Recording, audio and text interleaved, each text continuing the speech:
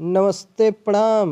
अगर आप भी पत्रकारों द्वारा की जा रही नेताओं की चापलूसी से परेशान होकर निष्पक्ष खबरें सुनना चाहते हैं तो हमारे चैनल को सब्सक्राइब करके ज़रूर जुड़ जाएं, क्योंकि यहाँ पर निष्पक्ष खबरें ही सुनाई जाती हैं। शुभ समाचार श्रृंखला की पहली खबर है कि अमेरिका की ना दोस्ती अच्छी ना ही दुश्मनी। जैसे पुलिस वालों की ना दोस्ती अच्छी है ना दुश्मनी, वैसे देश है अमेरिका। ये बात हम हवा में थोड़े बोल रहे हैं, ये बात सही है। अमेरिका से रूस ने दुश्मनी किया था और यूक्रेन ने दोस्ती किया था। अमेरिका ने रूस से डायरेक्ट मुकाबला ना करके अपने दोस्त यूक्रेन को भिड़ा दिया और यूक्रेन ने दोस्ती करके अपना सारा सामान चौपट कर लिया। इस समय देखा जाए तो यूक्रेन दोस्ती करके चौपट है और वहीं रूस दुश्मनी करके भी चौपट हो गया है। इसीलिए कहते हैं कि अमेरिका की न दोस्ती अच्छी है ना ही दुश्मनी। रूस दुश्मनी करके आज पछता रहा है तो वहीं यूक्रेन दोस्ती करके पछता रहा है कि साला किससे दोस्ती कर लिए, इससे अच्छा तो हमारा दुश्मन ही था। जितना बर्बाद रूस ने नहीं किया था यूक्रेन का दुश्मन होकर, उतना बर्बाद कर दिया अमेरिका ने उससे दोस्ती करके। अब हमारे देश के प्रधानमंत्री को देख लीजिए, ये भी कह रहे थे कुछ दिन पहले कि ट्रम्पो हमारा बहुत बड़ा दोस्त है। देश के प्रधानमंत्री माननीय श्री नरेंद्र मोदी जब भी होता था तब यही कहते थे कि ट्रम्पो हमारा बहुत बड़ा दोस्त है। लेकिन आज ट्रम्पो जो है भारतीयों के हाथ में जंजीर जैसे कैदी बना के भेज रहा है। अमेरिका में रह रहे अवैध प्रवासियों को ट्रम्पो इनका जो बहुत बड़ा दोस्त था वो कैदी बना के भेज रहा है। हाथ में बेड़ी, पैर में जंजीर लगा के एकदम कैदियों से बुरी हाल बना के उनको भेजा है। और उन्हें वहाँ पर बताया भी नहीं गया था कि कहाँ तुमको भेजा जा रहा है। वो लोग सोच रहे थे कि बस करो हमारी ज़िंदगी ख़त्म है। वो तो भला हो जब हवाई जहाज़ जो है यहाँ अमृतसर में उतरा तब उन लोगों को पता चला हो तो हम लोगों को भारत ठेल दिया गया। तो ऐसी स्थिति में कहना यही है कि अमेरिका की ना दोस्ती अच्छी न दुश्मनी। अमेरिका से एकदम तटस्थ व्यवहार करो, ना दुश्मनी करो न दोस्ती। साला बहुत डेंजर देश है। अब देख लो कितनी बेरहमी से इन लोगों को ठेला जा रहा है। ये दीवार है अमेरिका की, इस दीवार के पास बैठे हैं, लेकिन आएंगे अभी अमेरिका के सैनिक उठा के फेंक देंगे दीवार उस पार। अमेरिका बुरी तरह अवैध प्रवासियों को जो है कुत्ता बना के मार रहा है अमेरिका। अब मोदी कहते हैं कि ट्रम्पो हमारा बहुत बड़ा दोस्त है। इसीलिए कहते हैं ट्रम्पो की ना दोस्ती अच्छी न दुश्मनी, क्योंकि ट्रम्पो अमेरिका का राष्ट्रपति है। तो अमेरिका अपने जो है हित के साथ कोई समझौता नहीं करता, चाहे दोस्त हो चाहे दुश्मन। अब हमारे देश के प्रधानमंत्री हरदम कहते थे कि ट्रम्पो हमारा बहुत बड़ा दोस्त है। दोस्त नहीं दुश्मन है वो। हालांकि अवैध प्रवासियों को निकाल रहा है, इसमें कोई गलत नहीं है, क्योंकि अवैध प्रवासी हर देश की समस्या हो गई। इसको लेकर हमारे विदेश मंत्री एस जयशंकर ने जो है ट्वीट किया है। उन्होंने कहा है कि यह सभी देश की जिम्मेदारी है कि वे अपने नागरिकों को वापस लें अगर वे विदेश में अवैध रूप से रह रहे हैं।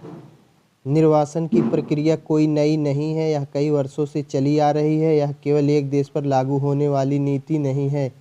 ऐसी स्थिति में हमारे देश के जो विदेश मंत्री हैं उनका जो है साफ संदेश जो है बांग्लादेश पर जा रहा है, क्योंकि बांग्लादेश से आए हुए रोहिंग्या जो है भारत में काफ़ी ज़्यादा मात्रा में है। तो ऐसी स्थिति में विदेश मंत्री को लग रहा है कि अगर भारतीयों को निकाला जा रहा है तो भारत को भी जो है अपने यहाँ रह रहे अवैध प्रवासियों को निकालने का पूरा अधिकार है, एकदम अधिकार है। जब हमारे भारतीयों को निकाला जा रहा है तो हम भी अब निकालेंगे, चाहे रोहिंग्या हो, चाहे श्रीलंका से आए कोई भी, चाहे पाकिस्तान से आए कोई भी, नेपाल से आए हो कोई भी। अवैध जो हमारे देश में रह रहा है उसे रहने का कोई अधिकार नहीं, क्योंकि जब भारतीयों के साथ इतना दुर्व्यवहार किया जा रहा है तो भारत को भी पूरा अधिकार है कि अपने देश में रहने वाले अवैध लोगों के साथ ही ऐसा व्यवहार कर सके।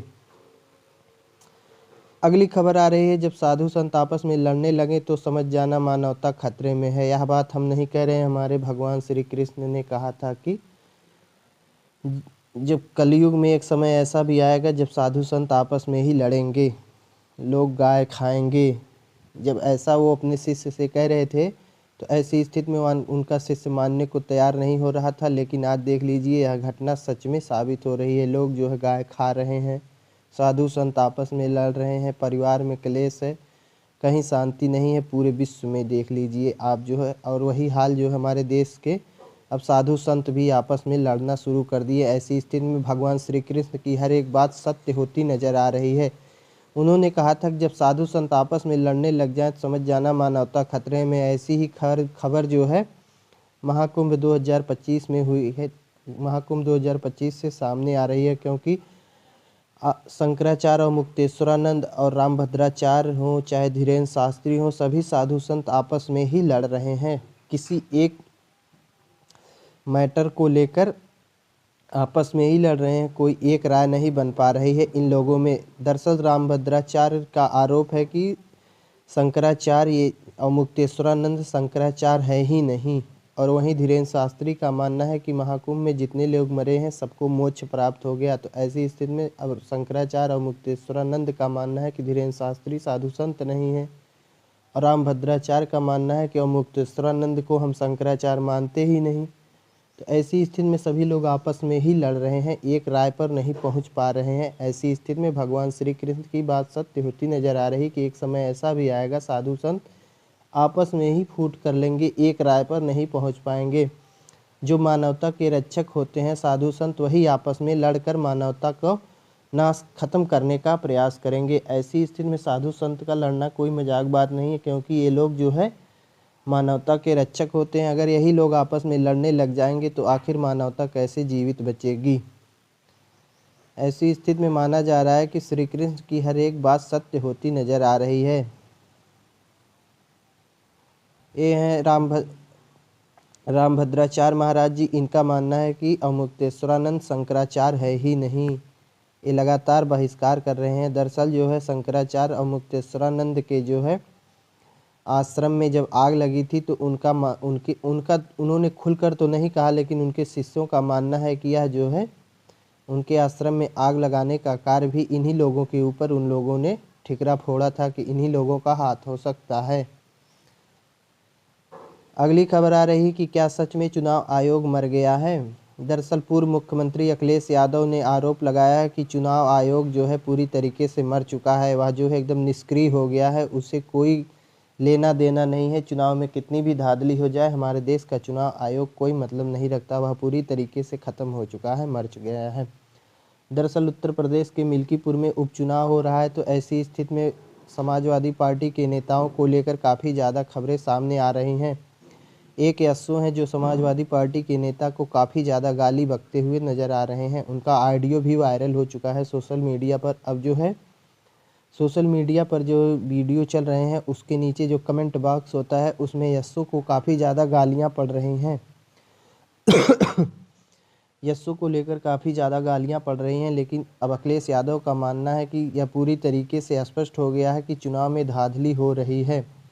लेकिन हमारा चुनाव आयोग कोई जो है अपना फैसला दे ही नहीं रहा है, पूरी तरीके से निष्क्रिय हो गया है, एकदम कुछ बोल ही नहीं रहा है, सन्न सपाटा मार लिया है। तो ऐसी स्थिति में अखिलेश यादव का मानना है कि भारत में चुनाव आयोग पूरी तरीके से मर चुका है।